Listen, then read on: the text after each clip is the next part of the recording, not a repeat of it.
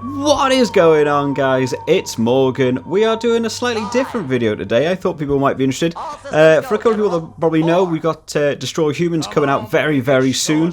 I've got early access download ready for tomorrow. It's coming out for me. I know a couple of other YouTubers have already been able to get some like real early access to the game. I don't know how they've got about getting so much prelim time in, but that's what they're doing. The game officially releases next Tuesday, so it's going to be a lot of fun to do that. I am going to be doing a video of a big unboxing. I've ordered one of the bigger editions, so I'll be doing that sort of Tuesday, Wednesday time whenever I can get that up. But tomorrow I'm going to be playing the actual game when it gets to come out properly. I'm going to be trying to do a full gameplay of that whole game all the way through. I love the Destroy Human series, but today I've been playing the demo today, just been going through, and I thought it might be fun for people just to have a look at some comparisons between the original game and the remake they've done. So on screen here I've just got the starting trailer that we get for the remake, and already graphics just look superb. Obviously they've completely revamped the storyline. We're about to see Cryptosporidium go down here. We've probably all seen this. For anyone that's played the demo, I imagine a lot of people out there wanting to watch this sort of content have probably watched the demo. So what I thought I'd do here, guys, I chuck on a side-by-side. So we've got the remake on the left and the original on the right. So I just thought I'd show off, you know, what the old game was like in comparison to the new one. Maybe people be interested in it. So the first thing to look at is this sort of hangar section. The amount of upgrades and different things you can do, a completely different layout, very, very nice looking in this remake. There was a couple of like choices of skins and stuff, and the way you select the actual menu there. They've loved that they've kept this in. This whole mothership above Earth going down. Again, graphics have just blown me away. Something really stands out now in this first image of the Destination Earth mission. The cow. Look how, I mean, if you ever want to see graphics improve in the last like 20 years in video games, the image of that cow is definitely there. But it's so nice to see what they've done with this game. Obviously the remake's been coming out now. They've been doing a lot of build up to it, and the whole idea is that they've taken all of the original audio and sort of storyline, and they've completely revamped the graphics from scratch. They've started all over again, completely designed a new games, and you just look at the graphical difference. I mean, even the UFO, the saucer, grass, blades of grass, as opposed to just a big square of green for where grass is. Love it. So here's Crypto coming down onto the planet. And there's, of course, Pox, who loving the new look of Pox with the sort of the much more sort of cobalt blue style hologram, maybe rather than the just a sort of slightly see-through version of him that you see him on the ship. Just visually stands out so well. They've done such a good job with this. Really impressed. This is of course from the demo. This isn't from the actual game. There are a couple of audio lines. Obviously the audio was taken from the old game and just put into this new one, almost verbatim. They've done a bit of things to try and enhance sound quality. You can tell at a couple of points the sound is a little bit off and feels almost a little bit older, but on the whole it is feeling very, very good. I'm hoping in the full release it is even better. So we'll cut here now to the end of that sort of VT they had to just see in the actual game. I mean, and if this doesn't stand out, just the difference of what they've managed to do in a studio, I'm amazed this is even able to be done. How much they've improved this game. Just the general aesthetic looks absolutely brilliant. The cows look brilliant. It's still cartoony, it still feels like Destroy Humans, but it's just improved so much. They've changed a couple of controls up there. The scanning of the brain is a totally different control. In the original game you automatically began with a jetpack. In this one you don't automatically start with it, so it's something you actually sort of pick up later. It's all in the same mission, it's not that much big of a deal. It's just something that you don't get to start off straight away in this first mission. And of course this first scene, which we've all seen an awful lot of, where you just have a cow pooing towards Cryptosporidium, thinking they are the absolute height of genetic capabilities on this planet. But again, just the graphic difference on the cows, they look so much better. I've just been absolutely gobsmacked playing this game. I cannot wait to play the full release. There it is. There's I don't care how many. Crypto, for some reason, doesn't know their cows, but he knows how many stomachs they have. We won't get into it. So Another little feature we'll have a look at here is the psychokinesis ability. So this was used, you know, throughout every Destroy Humans game. Has always been a big part of it.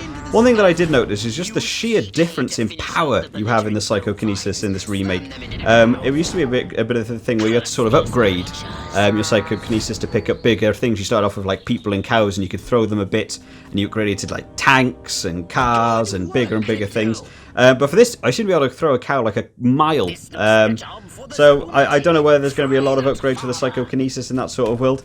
The Zap-O-Matic, again, the electricity looks beautiful. You might have been able to hear in the background the audio there of... so the audio that I've got on the background for the actual game is from the remake. The footage of the original I took from an earlier video that I did. It is also on the channel if you guys want to check out that video. But the audio for the farmer getting electrocuted with the Zap-O-Matic is slightly repetitive. It's just the same noise, just repeated about 6 times as it's doing. It isn't mixed up at all. So I'm hoping they add maybe some differences into there. That would be quite nice to see. But the actual look of the Zap-O-Matic gun working itself just looks brilliant. All of the little components on it. Obviously, you could get the really massive statue of Cryptosporidium if you wanted to spend £350. Not in my remit, unfortunately. I've got the smaller statue, which I'm looking forward to. So this is after the farmer's wife now. So the first thing that I noticed here was in the original, you just jump straight in. You just go in and start killing people. You just start destroying all humans. They've obviously done some different mechanics in this game. So as you can see on the left hand side there, we had the sort of the shield information. They've changed the way your shield works. It doesn't just automatically sort of reload itself now. You sort of have to get brains now in order to actually sort of regain that shield. I did try on the left there to pick up a person and see if you could use your Zap-O-Matic to electrocute them at the same time as picking them up. That doesn't seem to be a feature yet, or maybe it's something you unlock later in the game. I don't know. I think that would have been a nice feature though. The brain exploding, the brain extraction, if I can say words properly. The brain extraction is very much sped up in the remake. It takes only 2 or 3 seconds to get a brain out of someone for the collection of DNA. In the older one, it did take a long time, so it's nice they've improved that. Saucer, we've got to include a bit of saucer. It's destroyed humans. You've got to have a flying saucer blowing some stuff up. So just the speed, I thought I'd leave in here the speed it takes to actually get into the flying saucer in both games. You can see how much slower it is in the older game to get into the flying saucer. Loving some of the new details they've added for the new saucer. You can change altitude. You can go up and down. Obviously, in the original, you were one static position and you just sort of rotate. This one, you go up, down, left, right, spin on a complete 360-degree angle. Horizontally. Very, very nice. That's obviously from some of the later Destroy Humans. They've kept that functionality in, which is very nice. It did feel very, very clunky to play that first game when I went back and looked at it. Some of the VTs they've increased, which I quite like. They've obviously changed it up. They haven't just done it shot for shot, like all these things. These were starting at the same time. These 2 VTs going on here. As you can see, they've got a bit of an army chant going on. They've got the line set up, the tank set up. In terms of the new sort of functionality of the flying saucer, well, I noticed a couple of things. So obviously in the original here, we're getting shot at by some tanks. We can't really dodge a lot of the bullets coming from the tanks. In the newer version, because you can change your altitude, it's much easier to dodge attacks and stuff. But I did notice a couple of other things. So you'll see if you pay more attention here to the remake version on the left hand side. Here I am with a death ray, just sort of mowing some people down. I did try and use the abduction ray, and haven't noticed that if you use the death ray while using the abduction ray that it used to be, you just fire the death ray vertically downwards, which is a really nice little pinpoint accuracy one, which I thought was really cool. So I'm glad they've included that.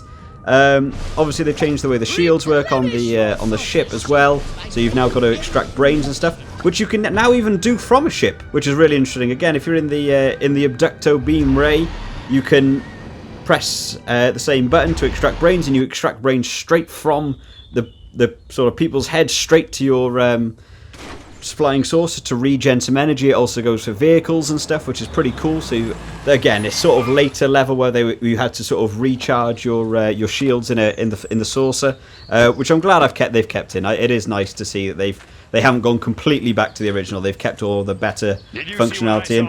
Here we go, is the FBI agents who look like it's like the Blues Brothers have turned up to take on some alien life forms here. There was one I did notice here, which I thought was quite interesting. It's just the way they've changed even the angles of where the players are. So like these characters are moving around, but they kept the same look, which is nice. They kept the same visual of how the characters look. Obviously, the newer version looks so much better.